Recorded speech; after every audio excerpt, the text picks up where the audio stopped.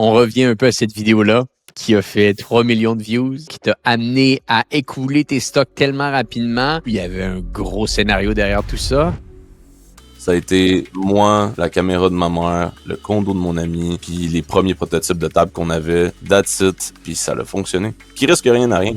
2016, on ouvre l'entreprise, on va directement sur Kickstarter. Par après, on va dans l'œil du dragon. À l'apparition dans l'œil du dragon, on a énormément de succès. C'est là vraiment où l'entreprise commence à créer un brand. En entrepreneuriat, si t'es pas bon en psychologie humaine, ben tu seras pas vraiment bon en marketing. Il y a des vidéos qui disent que Elon Musk, c'est le plus grand psychologue du monde. S'il avait réussi à convaincre tous les gens de sauter dans le bateau avec lui, sans marketing, juste avec sa personnalité, c'est parce que... Ça serait pas un génie du marketing, Monsieur Musk? Un dieu du marketing, c'est gars-là.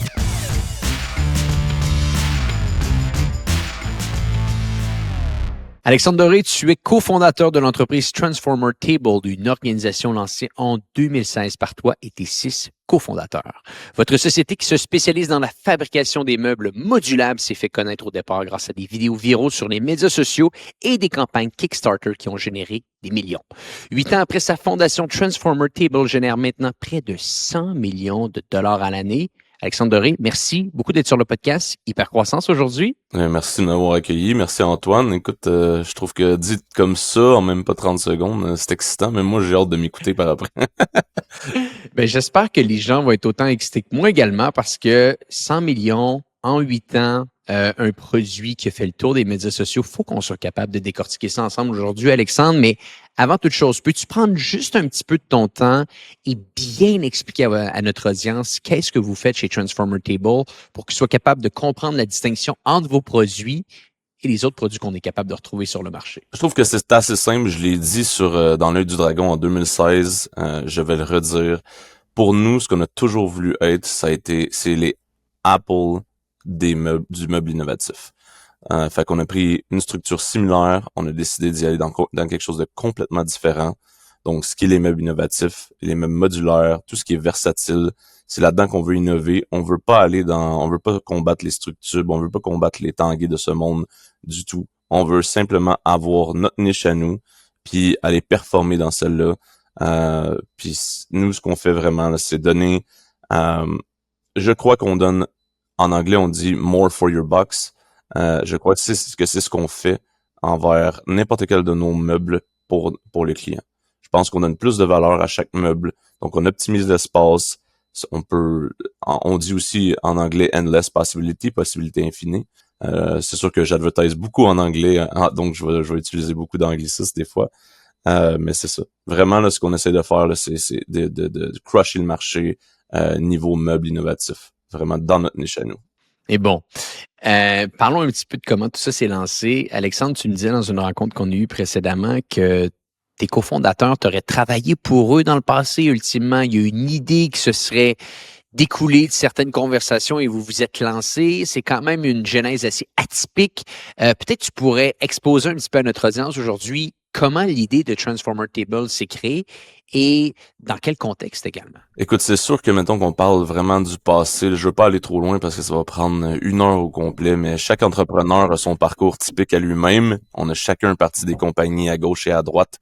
Vraiment, il y en a beaucoup qui ont eu des échecs, puis il y en a qui ont eu de la réussite, mais qu'on a décidé aussi de terminer pour pouvoir focusser sur cette entreprise-là. J'ai travaillé avec mes autres partenaires au début. Avant, je n'étais pas propriétaire, j'avais 19 ans, j'ai essayé de lancer ça avec eux. Cette entreprise existe encore aujourd'hui, mais c'était vraiment dans le domaine minier. Ça n'a pas été quelque chose qui était ultra intéressant pour moi, là. Ça n'a pas été quelque chose que le domaine de la mine m'excitait pas en général. Fait que j'ai décidé de les quitter après un certain temps, puis on s'est revus 4 ans après, finalement, juste à un party de Noël, puis parce qu'on gardait toujours contact, puis finalement, c'est là qu'on a décidé de lancer Transformer Table. Fait que on s'est assis, ça n'a pas été compliqué, on s'est assis, puis on a dit, ouais, on essaie-tu de partir quelque chose dans le domaine du meuble, puis eux, il y avait déjà une petite idée, ils me l'ont shooté, on l'a travaillé ensemble, le produit fini est arrivé, quelques mois après, puis c'est là que j'ai pris la caméra de ma mère, j'ai été chez un ami qui avait acheté un condo récemment, et merci Maxime Vizina pour ça.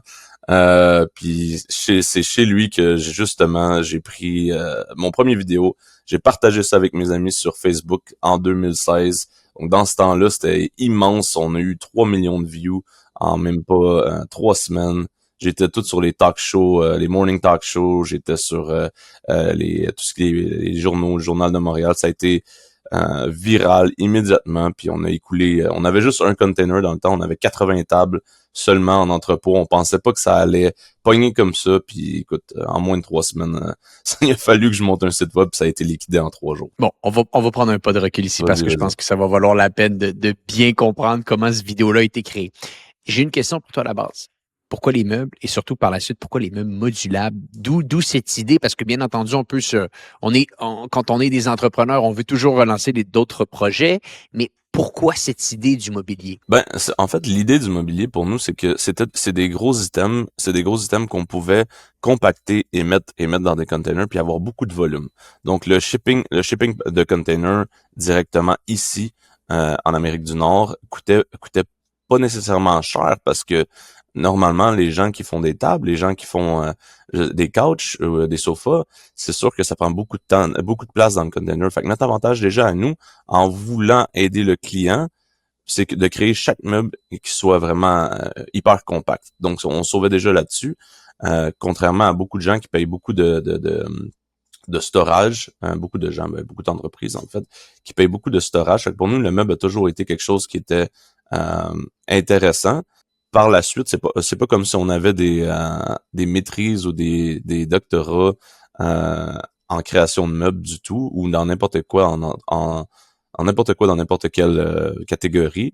C'est parce que le meuble aussi, c'est quelque chose que était facile d'accès pour n'importe qui. C'est quelque chose que nous, on était capable de comprendre si on n'avait pas, comme je dis, on n'a pas de maîtrise en électronique ou en informatique. Fait que le meuble, pour nous, c'est quelque chose qui était facile à aller innover dedans. Donc, c'est pour ça qu'on a choisi les meubles. Intéressant. Bon, on revient un peu à cette vidéo-là Ouais. qui a fait 3 millions de views, qui t'a amené sur tous les talk shows, qui t'a amené à écouler tes stocks tellement rapidement.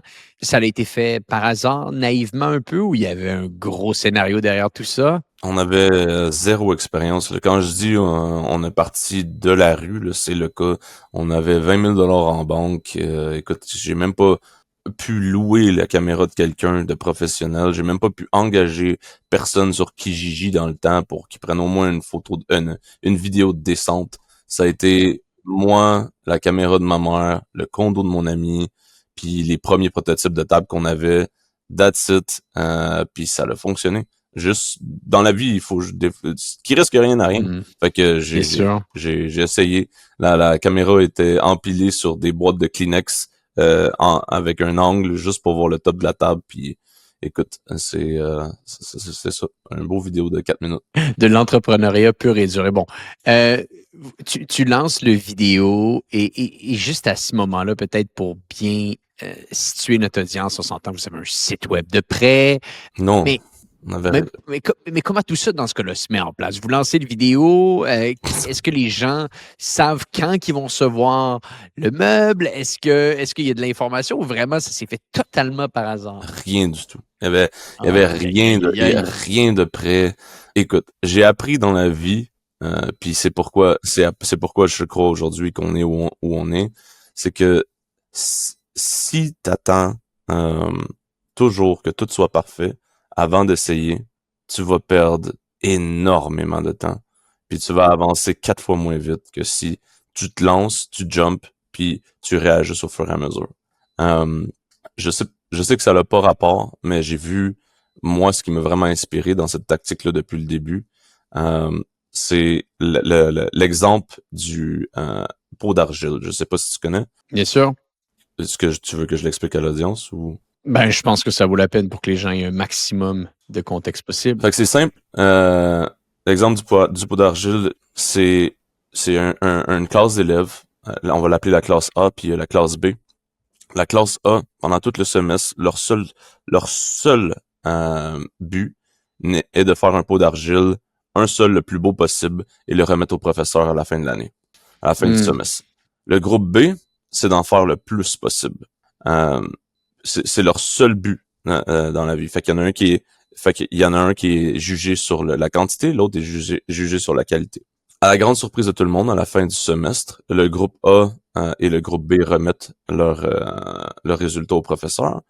Et le professeur a remarqué que non seulement le groupe B a détruit en termes de qualité le groupe A, mais en plus en avait beaucoup, beaucoup plus. La quantité était débile. Donc, le résumé de cette histoire-là, c'est que à force de travailler, à force de faire des essais-erreurs, à force d'essayer, tu vas toujours acquérir plus d'expérience que quelqu'un qui va attendre de donner quelque chose de parfait. Et c'est pourquoi je crois que la stratégie B va toujours remporter sur la stratégie A et que beaucoup de gens dans la vie vont attendre trop longtemps avant d'essayer de se lancer. Tandis que si tu te mets juste la pression d'essayer tout le temps, constamment, tu vas t'améliorer nettement plus vite. Tellement vrai. Tellement vrai. Bon, parlons un petit peu de la suite. Donc, ce vidéo viral-là doit vous amener à vous sophistiquer un peu. Là, j'imagine par la suite, on se dit, on va installer un vrai site Internet, on va bâtir une réelle image de marque. Parle-nous un petit peu des étapes qui ont suivi ton apparition sur tous les talk shows. Ben là, c'est parce que c'est ce qui est arrivé, c'est qu'on s'est fait prendre à notre propre jeu. Fait que là, on était comme, OK, on va essayer, on va lancer ça. Nous autres, on pensait qu'on allait partir ça un peu plus relax, on allait voir à gauche, à droite, tu sais. Eux autres, en plus, dans ce temps-là, il y avait encore leur autre compagnie qu'on avait parti 4 ans auparavant. Fait que j'étais tout seul avec les 4 autres au début. Fait que là, ça a été un chiffre entrepreneurial qui a pris en 2 mois. Il a fallu que, non seulement en moins de 3 semaines, il a fallu que je bâtisse un site web pour pouvoir écouler le stock qu'on avait déjà. Fait que j'ai bâti un site web en moins de, je crois, 5 jours. J'ai permis l'accès. Non, c'est même pas vrai. J'ai fait le site web en 2 semaines et demie, puis le stock s'est écoulé en 3 jours. Puis après ça, on n'avait plus de stock. Mais le problème, c'est que dans ce temps-là, nos trucs étaient faits en Asie. Puis c'était juste un essai. Fait que là, on est arrivé qu'on n'avait plus de stock. Et puis là, il fallait qu'on se décide, OK, comment on continue à vendre puis garder le momentum de notre viralité? Comment est-ce qu'on fait pour aller récupérer le maximum d'argent au début dans un moment crucial comme ça? Parce que chaque dollar on va ramasser à ce temps-là, c'est ce qui va shifter la croissance de notre entreprise. Plus on le fait au début, plus l'entreprise va croître dans le futur. Donc, on n'a pas eu le choix. On a lancé un Kickstarter. Fait que c'est ce qu'on avait. C'était la seule façon de le faire. Pour nous, le Kickstarter, c'est la manière de vendre sans avoir le stock et de pouvoir même. Les gens sur Kickstarter sont habitués d'attendre 6 mois, 1 an. Donc, on n'avait pas de problème. On n'avait vraiment pas de problème au niveau livraison. Les gens ont cru à notre idée. Puis c'est là qu'on a réussi à amasser en, je crois, juillet 2016, on a réussi à ramasser 135 000. Ça a été vraiment là ce qui a fondé. Ces dollars-là, c'est vraiment ce qui a fondé l'entreprise, puis ce qui a réussi à ce qu'on puisse engager des employés, que je sois pas toute seule pendant 2 ans, 3 ans, puis on a pu. C'est ce qui a permis de croître rapidement au début. Là.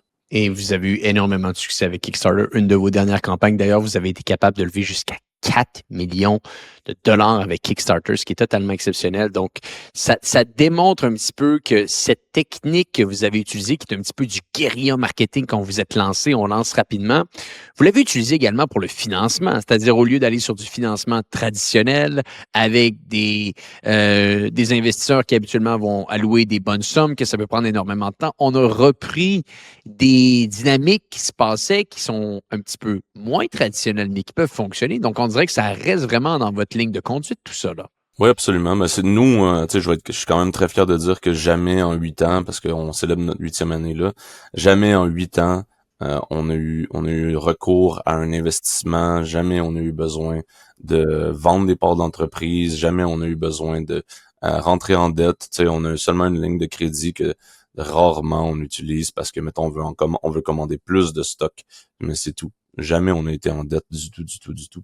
Wow. Donc c'est vraiment quelque chose que je suis fier de dire parce que c'est pas la majorité des entreprises qui sont capables de faire ce qu'on a réussi à faire sans emprunter d'argent. Parle-nous maintenant peut-être un petit peu des piliers de croissance de l'organisation. Entre le vidéo, la première campagne Kickstarter, à quelle vitesse grandit l'entreprise? Je l'ai dit, vous allez atteindre cette année pas loin de 100 millions de chiffre d'affaires. Parle-nous un petit peu de la vitesse, comment tout ça s'est fait. Est-ce que ça vous a pris 1 an, 2 ans avant d'atteindre votre premier million? Par la suite, est-ce que vous avez fait une accélération excessivement rapide. Je serais curieux qu'on soit capable de situer ces différents piliers de croissance-là pour que notre audience soit capable de suivre l'évolution de l'entreprise. Bon, donc je crois que je vais commencer avec les fois, en fait. Donc, de la première année à la deuxième année, on a triplé l'entreprise. De la deuxième année à la troisième année, on a aussi triplé l'entreprise. De la troisième à la quatrième, on a triplé l'entreprise encore. En fait, de la quatrième à la cinquième, on a doublé l'entreprise. Après ça, on a encore doublé l'entreprise. Puis là, on fait du 50-70% dépendant des années. C'est sûr aussi que de grossir de l'entreprise de 10 millions à 30 millions, puis de 30 millions à 100 millions, c'est totalement différent. Donc, on est dans deux jeux complètement distincts. Ouais, c'est ça. Fait que c'est plus facile de grandir en termes de multiples au début. Ça, c'est sûr, mais c'est sûr aussi que quand tu grossis puis que tu passes de 30 millions à 100 millions, on s'entend que c'est 70 millions de gains versus l'autre, c'était 20 millions de gains ou 3 millions de gains. Fait que c'est beaucoup plus difficile de grossir aujourd'hui parce qu'il faut que t'as 400 employés, c'est plus difficile, t'apprends, j'ai jamais géré une équipe aussi grosse que ça, fait que on est encore dans l'essai-erreur jusqu'à aujourd'hui. Hein. Oui, on est entouré de professionnels pour nous aider à pas faire des erreurs majeures, mais reste quand même, on est dans l'essai-erreur jusqu'à aujourd'hui. Nos produits sont nettement supérieurs à la moyenne aujourd'hui et vraiment mieux que ce que c'était au début aussi, dans la première et deuxième année. Mais écoute, pour répondre à ta question, des piliers d'entreprise, là, vraiment, c'est un long sujet. Je vais y aller par année. Je pense que c'est la meilleure façon de le faire. Donc, en 2016, très simple, je l'ai déjà expliqué. On ouvre l'entreprise, on va directement sur Kickstarter. Par après, on va dans l'œil du dragon au début de 2017. Là, c'est sûr qu'à la fin de 2016, on n'avait plus de stock, on n'avait plus rien. Tout ce qu'on faisait, c'était de produire pour notre Kickstarter qu'on avait eu. Donc, à l'apparition dans l'œil du dragon au Québec, on a énormément de succès. Les gens nous appellent. Je retourne sur encore plus de talk shows avec mon collègue Soslan. Puis c'est là vraiment où l'entreprise commence à créer un brand, que les gens commencent à nous reconnaître, les gens commencent vraiment à avoir un attachement envers non, je veux une Transformer Table, je veux pas n'importe quelle table. Puis ça a été un peu notre stratégie marketing parce que de donner un nom à une table jusqu'à aujourd'hui, si je te pose la question à toi, Antoine, quelle autre table a un nom dans ta tête? Il y en a pas. Il y en a pas beaucoup. Si tu es capable de m'en donner une. Mais c'est difficile pour les gens de mettre un brand au meuble. Puis c'est ce qu'on essaie de faire tranquillement. Puis c'est là où on a eu notre première apparition des gens qu'on voyait sur les réseaux sociaux. Non, je veux pas cette table-là, je veux une Transformer Table chez nous. Wow. Fait que c'est ce qui nous a donné vraiment le gros de partir un gros branding en 2017. C'est en 2017 qu'on a une de nos plus grosses croissances, donc on triple. C'est normal. Aussi, c'est une moitié d'année versus une année complète. Puis là, on a été capable d'aller chercher un prix à la fin 2017, qui était le prix Mercador au Québec. C'est le prix de la petite entreprise qui grossissait le plus vite. Déjà en 2017, on avait reçu ce prix-là. Grâce à notre site web, en fait. On faisait strictement du e-commerce en 2017, strictement de la vente en ligne, là, directement au consommateur. Aucun B2B, là, business to business. Puis c'est vraiment en 2018 là qu'on commence le B2B, en fait. C'est là que Costco nous a approchés, il nous a vus sur Dragon's Den, non, sorry, dans l'œil du dragon Québec. Puis après ça, Costco Québec nous a vus, nous avait déjà passé en entrevue. En même temps, on avait été approché au début de 2018 par Dragon's Den Canada. Donc, faire la même chose qu'on avait fait au Québec, mais au Canada. Puis là, vraiment, tout de suite après qu'on a passé à l'émission en mi-2018 à peu près, c'est là que Costco nous a rentré au Canada. Parce que là, ça suffit les gars, là, on vous voit partout. Fait que on vous rentre en dedans, c'est sûr. Ils voulaient pas passer à côté du train. Ouais. Fait que c'est là où on est rentré chez Costco Canada. Ça a été un de nos bons piliers aussi. Pendant tout ce temps-là aussi, en 2018, c'est là où on a lancé notre second Kickstarter. C'est là où on a passé de 134 000 à 1 million en termes de deuxième Kickstarter. Puis c'est là vraiment en 2019 qu'on va faire le dernier Kickstarter que tu as abordé plus tôt, où on a réussi à taper le 4 millions, qui est le record de sociofinancement Wow! canadien jusqu'à aujourd'hui. Et dis-moi, qu'est-ce que tu as appris à travers le temps? Si on segmente de 1 à 10 millions, de 10 à 30, puis de 30 à 100. Les grosses leçons, les gros apprentissages de diriger une organisation, que ce soit dans la structure de votre inventaire, que ce soit dans la direction de votre marketing, que ce soit dans la gestion de vos ressources humaines, vous avez vécu une hyper-croissance. Comment qu'on peut donner un maximum peut-être d'apprentissage à notre audience qui vont passer par cette approche-là ou qui sont en train de passer dans cette approche-là, les distinctions qu'il y a entre ces trois piliers? Je crois que rendu au niveau où nous on est, pour parler du dernier niveau que moi j'ai atteint, ça serait de jamais laisser l'orgueil dicter tes décisions. Parce que pour moi en entreprise, quand tu es rendu à un certain niveau comme ça, rares sont les gens qui vont avoir atteint ce type de niveau-là. Puis pour moi, ce qui crée une entreprise, c'est les gens. C'est ultimement, c'est seulement les gens en fait. Puis t'es chanceux au niveau où t'es rendu parce que tu peux t'entourer de professionnels, tu peux t'entourer de gens qui ont soit déjà vécu une croissance de compagnie comme ça, des gens qui ont déjà travaillé pour des grosses entreprises. Puis tu peux avoir le feeling de dire que tu es toujours le meilleur pour prendre la décision pour ton entreprise, mais faut que tu restes ouvert au conseil des gens, rester humble et être capable de continuer à être curieux et de vouloir se nourrir de l'intellect de tes collègues et des gens que tu rencontres. Ne jamais laisser la tête enflée Ouais. quand tu tripes puis tu doubles puis tu réussis à faire ce qu'on a fait en si peu de temps, des fois ça peut être difficile de retomber sur terre. Puis pour nous ça a été un gros challenge ça Ah. mais on est 7 aussi. Fait que c'est plus Vous difficile. pensez vous pensez que vous étiez invincible? Ouais, souvent on a pensé qu'on était invincible, mais la vie nous apprend de bonnes choses et la vie comme Rocky l'a dit, hein, la vie va toujours réussir à te mettre à terre. C'est juste combien de fois tu es capable de te relever puis combien tu es capable d'encaisser qui fait que tu peux continuer, qui détermine quel genre de personne tu es. Intéressant. Bon, tu m'ouvres la porte ici. Vous êtes 7 cofondateurs. On a reçu énormément de gens sur le podcast, Alexandre, qui sont 2 partenaires dans l'organisation et je leur pose tout le temps cette question-là. Comment arrivez-vous à ne pas vous piler sur les pieds? Comment sommes-nous capables, en tant que partenaires, de développer une complémentarité ou est-ce que 1 plus 1 égale 3, au lieu de faire en sorte que 1 plus 1, malheureusement, égale 1,5? Donc là, ici, c'est pas 3 que vous êtes 7. Parle-nous un petit peu de cette dynamique qui s'installe entre les actionnaires. Comment on est capable de bien gérer les attentes, de bien distinguer les projets, de bien s'assurer que chaque personne reste dans son silo pendant un certain temps, jusque par la suite, on est capable peut-être d'échanger un peu ce qu'on a été capable de faire ensemble? C'est que nous, au début, on y a été avec la stratégie vraiment de rester ensemble puis que chaque personne vraiment avait son mot à dire sur l'entreprise au grand complet. Mais au fur et à mesure qu'on a grandi, au fur et à mesure qu'on a engagé des gens, il n'y avait pas le choix à un moment donné de créer des divisions.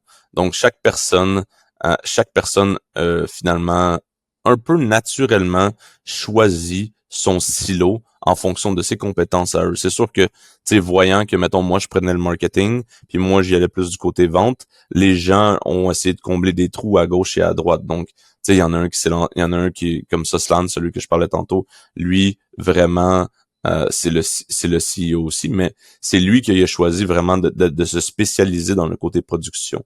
Donc, lui, la moitié de sa vie est passée au Vietnam, là, vraiment, à chaque année. Il y en a un autre que ça a été vraiment plus les finances. Il y en a un autre que ça a été la logistique. Il y en a un autre que ça a été le service à la clientèle. Il y en a un autre que ça a été le développement global. Puis il y en a un autre que ça a été vraiment le directeur des ventes. Mais quand je dis directeur des ventes, c'est vraiment l'approche plus personnelle. Pas le marketing, là, juste plus le côté vente directe. Donc ça a été chacun en fonction des forces qu'on avait au début, on s'est vraiment distingué. Puis chacun maintenant, on travaille on a utilisé la stratégie divide and conquer, fait que chaque personne a son propre silo, sa propre équipe.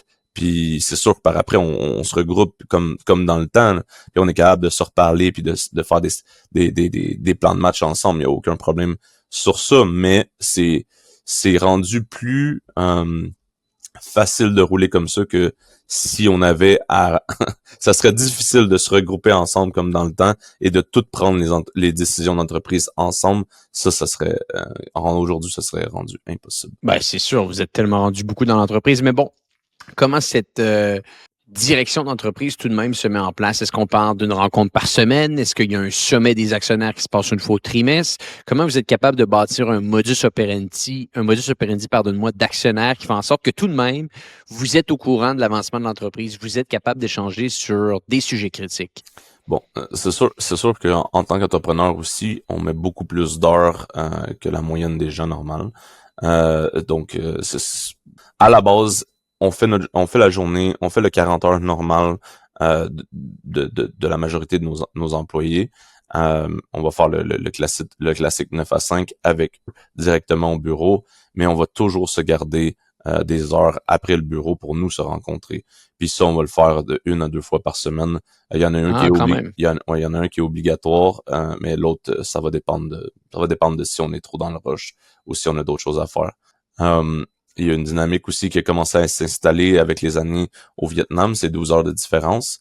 Ça reste que quand même, c'est 350 de nos employés qui sont au Vietnam. C'est notre propre manufacture, donc c'est nous qui fait nos propres designs, c'est nous qui fait on fait tout de A à W. La seule chose qu'on fait pas, c'est shipper. On n'a pas notre propre freight encore de livraison. Donc, le reste, c'est nous qui va chercher les matériaux bruts, c'est nous qui va les transformer, c'est nous qui va bâtir, c'est nous qui va designer.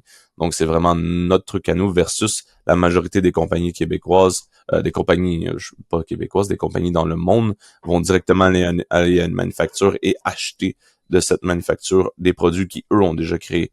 Qui est l'inverse de nous, et qui est l'inverse de nous, qui décide de créer nos propres produits pour être sûr d'avoir rien de comparable sur le marché. Donc, c'est comme ça qu'on garde toujours un peu 2 étapes d'avance. Je me suis écarté un peu de ta question. Non, non, mais c'est super intéressant quand même de voir un peu comment vous planifiez tout ça. Donc, et vous faites toujours ça j'imagine, c'est des rencontres qui sont virtuelles, sachant que tu as des gens un petit peu partout dans le monde, c'est ça? Ben, oui, c'est toujours des rencontres, toujours. Quand on est capable de le faire puis que Soslan est revenu du Vietnam, on préfère le faire directement en personne. Bien C'est sûr. beaucoup plus productif. Mais oui, 6 mois par année, on le fait par Zoom, par Google Meet, là, c'est sûr. Pas le choix. Intéressant. Alexandre, je lisais dans un article, vous disiez vouloir devenir le IKEA du meuble transformable. Avoir une ambition de la sorte, ça risque de demander beaucoup de moyens. Est-ce que la vision de l'organisation change peut-être un petit peu sur sa dynamique de financement ou est-ce qu'on reste bootstrappé à tout jamais? Tu fais bien de mentionner ça parce que j'ai dit tantôt que nous, on voulait devenir le Apple du meuble Ouais. transformable. C'est la première phrase que j'ai dit quand on a passé à Dragon's Den Québec, dans l'œil du dragon Québec. Vraiment, ça a été notre vision au début, mais clairement, on voyait que niveau production, on n'allait pas être capable de fournir au début. On n'allait pas être capable d'avoir 1000 meubles transformables d'ici peu, parce que c'est quand même beaucoup d'apprentissage de vraiment gérer une manufacture et de commencer à créer des produits et toutes les législations qui sont à travers tout ça, c'est complexe. Donc, on a réajusté un peu notre tir et on a décidé d'y aller un peu plus dans, OK, on va avoir quelques meubles transformables, mais on va conquérir chacune des chambres de la maison. Donc, on va commencer par la salle à manger, après la salle à dîner, après ça, on va aller dans le salon, la chambre, l'extérieur. Fait que tranquillement, même on le voit très bien sur notre site web, c'est vraiment on se spécialise dans différentes catégories. Donc, on n'essaye jamais de recréer plusieurs tables. Puis en dynamique de financement, est-ce qu'on garde ça bootstrappé ou on veut aller peut-être aller chercher un petit peu plus de moyens? Je pense de notre côté, pour l'instant, on sent pas qu'on a besoin d'aller chercher. On a les capacités d'aller les chercher. On pourrait le faire. Mais puis on s'entend, on se fait approcher à tous les jours sur ça. Mais non, pour l'instant, on sent pas qu'on a réellement besoin parce que l'entreprise grandit tellement vite que le nombre d'argent qui rentre nous en donne assez pour pouvoir réinvestir dans les projets qu'on a présentement. On sent pas qu'on a besoin tout de suite d'aller chercher un investissement de 10 millions de dollars pour créer un projet de fou. On n'a pas ce, bon, en tout cas, peut-être on n'a pas encore les ambitions de le faire, mais on est déjà tellement overwhelmed que j'utilise tellement d'anglicisme, on est tellement submergé qu'on n'a même pas le temps de se dire qu'on va aller chercher 10 millions pour créer, je sais pas, Bien une sûr. autre manufacture ailleurs. On n'a pas ces projets-là pour l'instant. Intéressant. Bon, un des points que j'aimerais parler avec toi, c'est l'expansion géographique. Il y a beaucoup de gens qui viennent sur le podcast. Il y a beaucoup de nos auditeurs qu'on a vu qu'on a fait notre premier événement le 24 mai dernier en direct qui nous disent comment qu'on fait pour s'installer aux États-Unis, comment qu'on fait pour s'installer dans d'autres pays. Vous êtes dans plusieurs endroits géographiques, vous vendez un petit peu partout. Comment ça s'est mis en place? Est-ce que le même modèle se réplique d'un pays à l'autre? Est-ce qu'il y a une approche spécifique à suivre? Je serais curieux de t'entendre. Ben, pour nous, c'est sûr que, tu sais, au début, on a commencé au Québec. Ça a été vraiment là où le vidéo viral s'est installé. Fait qu'on a utilisé, c'est sûr que dans le temps, les réseaux sociaux étaient plus accessibles, plus faciles aussi parce que, l'algorithme était différent pour devenir viral qu'aujourd'hui. Mais, ceci étant dit, on a commencé, puis on a gardé la même stratégie, puis on l'a commencé par le Québec. Après ça, on l'a appliqué au Canada. Puis 2 ans on a switché directement aux États-Unis. Pour nous, ça a été vraiment ce qui a été le game changer là, vraiment de notre marketing, c'est la publicité digitale. Vraiment là, la publicité sur Meta et la publicité sur Google, c'est ce qui a permis pour nous de grandir exponentiellement aux États-Unis parce qu'on était bon à créer des vidéos. Au début, avec la caméra de ma mère, on n'était pas bon, mais après 2 ans, on était excellent. On est vraiment bon. Si je peux dire quelque chose dans notre entreprise, c'est que côté publicité, on est très, très, très, très fort. Puis, on sait comment aller chercher vraiment les gens sur les réseaux sociaux quand ils sont en train de scroller puis de descendre sur leur feed. On sait comment le faire. Puis c'est ce qui coûte le moins cher présentement, mais c'est ce qui aussi donne tellement d'avantages versus la TV, versus un billboard, versus n'importe quel autre outil de marketing traditionnel, c'est que tu peux aller cibler ton audience.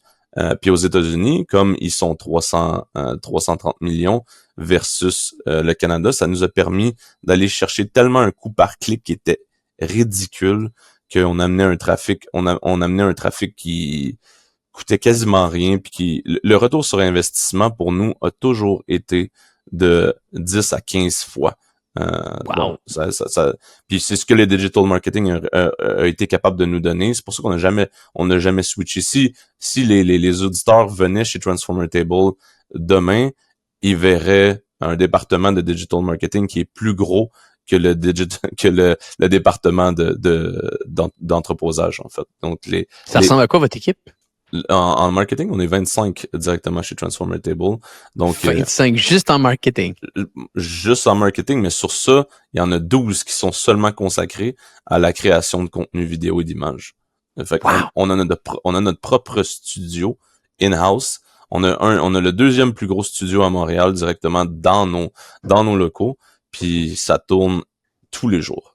Tous les jours. Tous les jours, on fait des nouveaux vidéos. Tous les jours, nouveaux vidéos. Tous les jours, des nouvelles images. Combien de contenu par semaine? Je suis curieux, vous sortez. Ça dépend, parce que on se fie beaucoup aux promotions, parce que nous, c'est sûr on crée des produits qui rassemblent les gens. Fait que pour nous, les fêtes comme Pâques, les fêtes comme Noël, les fêtes comme Thanksgiving aux États-Unis, c'est immense pour nous. Fait que nous, on crée beaucoup de contenu vidéo en batch, mais pour les promotions. Fait que c'est sûr que les moments qui sont plus morts, comme on va dire après la fête du 4 juillet ou aux États-Unis, ou la fête du Canada qui arrive, qui sont des grosses promotions pour nous, comme la semaine après ça, c'est plus mort. Fait qu'on va en profiter pour créer énormément de contenu pour les prochaines fêtes. Mais pour répondre à ta question, écoute, on sort en termes de production, mettons pas posté, mais en termes de production, on sort du 10 à 12 vidéos, puis peut-être des milliers d'images par semaine.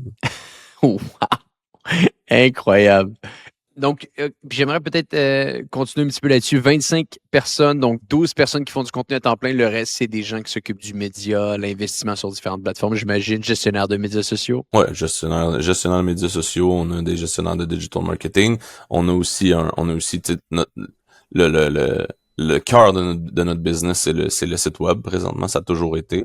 Donc, c'est sûr on a 3 développeurs, on a des UX, UI designers, on a des gens qui chapeautent le tout aussi, on a des managers dans tout ça, on a des gens qui s'occupent du SEO, on a des gens qui s'occupent du email marketing, on a des gens qui s'occupent du contenu comment on dit ça, de médias relationnels, PR en anglais.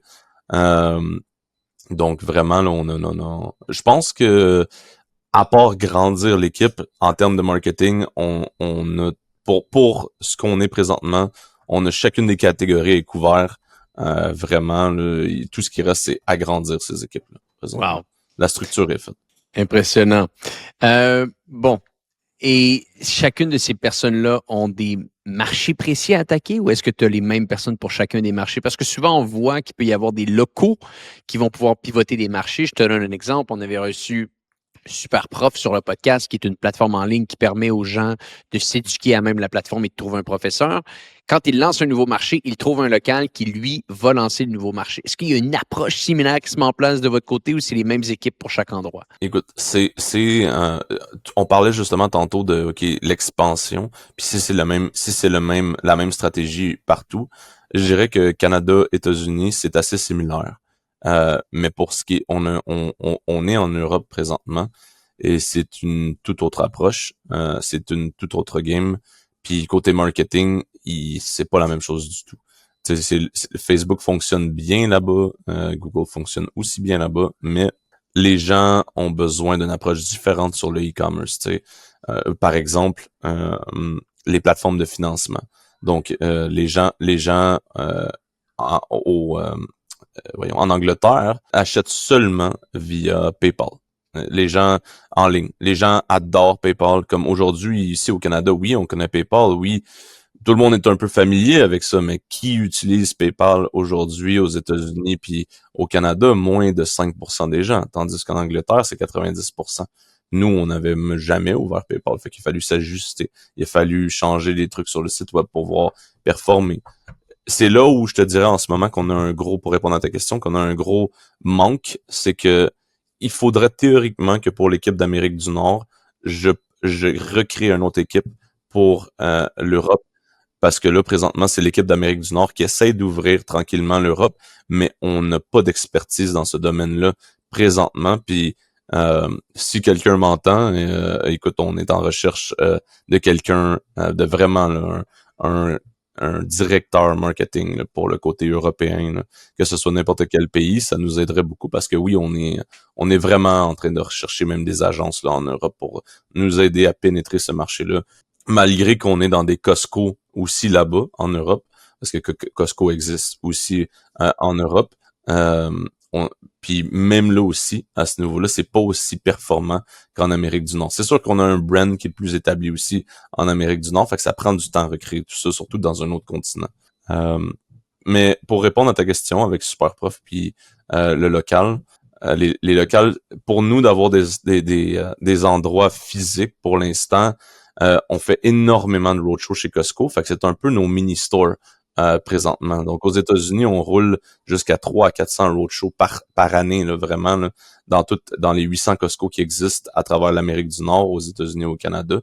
Donc, ça nous permet vraiment de nous montrer et d'aller chercher aussi une clientèle qui est pour nous très intéressante parce que Costco, Costco, les gens qui magasinent ces Costco sont nécessaires, leur average income est plus élevé que la moyenne. Puis pour nous, nos tables aussi, c'est des tables qui sont innovatives, qui se vendent pas nécessairement à petit prix. C'est des tables qui sont en haut de 1500, 2000, dépendant de ce que vous choisissez, et qui peut même aller jusqu'à 3500, dépendant du combo que vous allez choisir. Ce qui est pas excessivement cher pour une table qui s'étend jusqu'à 10 pieds, qui est faite de bois.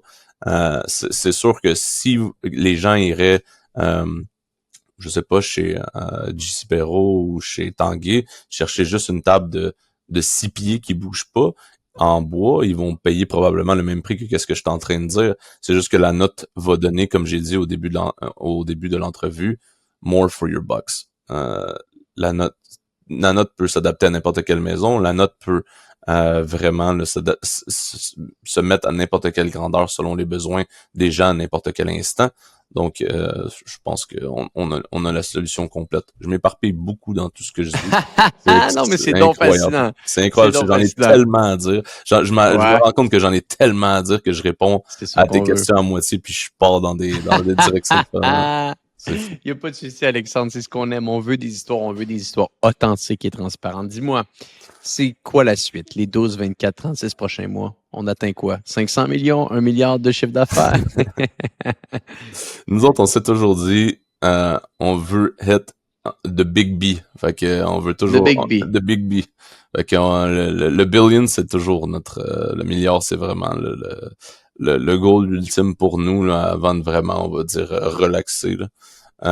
Puis écoute, en combien de temps est-ce qu'on va réussir à le faire? Je ne sais pas. Je sais que notre but à chaque année, peu importe ce que c'est présentement, c'est de doubler l'entreprise. Donc, tu me parles de 12, 24, 36, ben, fais x2, x2, x2, sur Ouais. 100 millions. Fait que ça fait 200, ça fait 400, ça fait 800. Fait que 800 millions.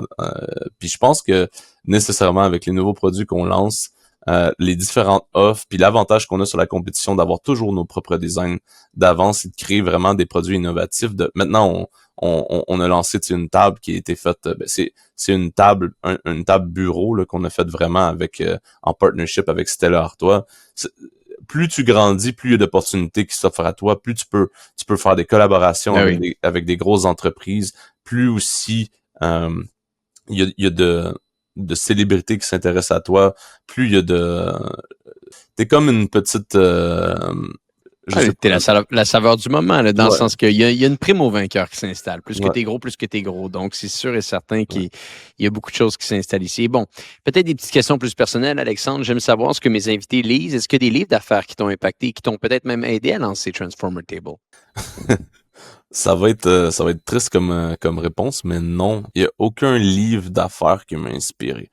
Cependant, cependant, les livres que je lis, et je n'en lis pas beaucoup, c'est souvent des livres de conquérants, en fait. Donc, j'ai lu des livres, Le Roi Arthur, sur Alexandre le Grand, sur Napoléon. Ça, c'est des livres que moi j'ai lus qui m'ont inspiré plus la vision que de comment faire, en fait, Intéressant. de ces gens-là. Donc, ça a été, c'est vraiment, mais en entrepreneuriat, j'ai l'impression que la vision et la compréhension psychologique de l'humain en général est tellement importante pour gérer une entreprise et même du côté marketing. Si t'es pas bon en psychologie humaine, ben tu seras pas vraiment bon en marketing. Il y a souvent sur TikTok et sur Facebook des vidéos qui passent qui disent que Elon Musk, c'est le plus grand, c'est le plus grand psychologue du monde parce que s'il avait pas réussi à convaincre euh, tous les gens de sauter dans le bateau avec lui sans marketing, juste avec sa personnalité, c'est parce que il a compris quelque chose que peut-être nous on n'a pas encore compris. Ce serait pas un génie du marketing, Monsieur Musk? D'après moi, c'est un dieu du marketing, ce gars-là. Effectivement, je pense qu'il y a plus d'un tour dans son sac. Podcast, est-ce que de ce format-là, t'en écoutes un peu? De ce format-là, oui, j'en écoute quelques-uns en allant au bureau. Veux pas, moi, je suis un gars de la Rive-Sud, en fait, puis je travaille à Montréal à tous les jours, donc j'ai traversé le pont à tous les jours et de revenir. Là, j'ai décidé de rester dans mon sous-sol aujourd'hui pour le podcast parce que je voulais être tranquille, parce que dès que je m'en vais là-bas, je me fais harceler au bureau, vraiment. C'est tout le temps des questions, tout le temps de l'aide, puis c'est normal, puis c'est ce que je veux. Mais là, je voulais rester tranquille. Mais j'ai vraiment le temps là, vraiment d'écouter des podcasts, des podcasts en allant là-bas et en revenant. Est-ce que je le fais à tous les jours? Non. J'en écoute peut-être une fois par semaine, là, on va dire. Que ce soit des podcasts humoristiques, que ce soit des podcasts de, de, de stratégie immobilière, ce qui m'inspire dans mes goûts du moment, on va dire. Intéressant. Et ta routine, à quoi elle ressemble? Ta routine avant, pendant et après le travail? Ah, ça, c'est quelque chose, je crois, qui va pas inspirer tant de gens. Euh, ma routine, est très, très, très basée sur le travail. Donc, c'est vraiment, je me couche très tard, en fait. Là, il est 11 heures. Il était 11 heures quand on a parti l'entrevue. Tu sais, ça faisait pas longtemps que je m'étais réveillé. C'est pour ça que pendant l'entrevue, tu m'as vu boire mon café parce que pour moi, comment ça fonctionne, c'est que je me lève environ vers 9h30, 10h. Je m'en vais au travail pour 10h30. Je reste là jusqu'à 6h30, le temps que tout le monde finisse de travailler. Eux autres ont commencé de 9, finissent à 5, 5h30. Donc, je fais mes petites affaires jusqu'à 6h30. J'attends que le trafic passe. Je retourne à la maison, passer un peu de temps avec ma femme et mon fils. Et eux se couchent vers 9h30, 10h, dépendant. M'excuse. Le bébé ne se couche pas à 10h. Le bébé se couche à 8h, mais ma femme se couche vers 9h30, 10h. Puis par après, moi, je continue à retourner à aller travailler parce que il est rendu 10h pour le Vietnam. Fait que 10h du matin pour le Vietnam. Fait que c'est ce qui fait que là, j'ai mis tous mes meetings de production parce que oui, il faut que je gère aussi l'influx d'importation qui rentre chez nous, puis les forecasts, combien on en a besoin, puis être sûr et certain que n'importe quel nouveau produit qu'on travaille dessus s'adresse bien au marché sur lequel moi je vais le mettre directement ici en Amérique du Nord. Certains produits vont être créés pour les Européens aussi. Donc c'est beaucoup, beaucoup de meetings la nuit, puis je me couche entre 1h et 2h du matin. Fait que, c'est ça. C'est ma vie. C'est la dynamique de travailler avec l'Asie. Ouais, c'est la dynamique de travailler avec l'Asie. Puis d'avoir mon partenaire qui m'appelle à 4h du matin des fois aussi. Ah, j'imagine. Fait que c'est beaucoup d'heures. J'essaie de me garder au moins une journée la fin de semaine pour vraiment passer du temps avec la famille parce que c'est ce qui est le plus important. Pareil à mes yeux, malgré n'importe quel succès, il y a rien qui équivaut à ça. Puis c'est ça. Espérons bientôt dans un futur proche que je vais avoir un peu plus de temps à moi et à consacrer à mes proches. Alexandre, c'est vraiment fascinant de t'écouter. Félicitations pour cette belle croissance. Si on veut en savoir un petit peu plus, tu me disais que tu avais des postes ouverts, un meilleur endroit pour vous rejoindre? Transformertable.com. On mettra des liens dans les notes de l'épisode. Bref, c'était une histoire totalement exceptionnelle. Je te remercie pour ton temps et pour les gens qui nous écoutent. On se dit à bientôt pour un prochain épisode du podcast Hypercroissance.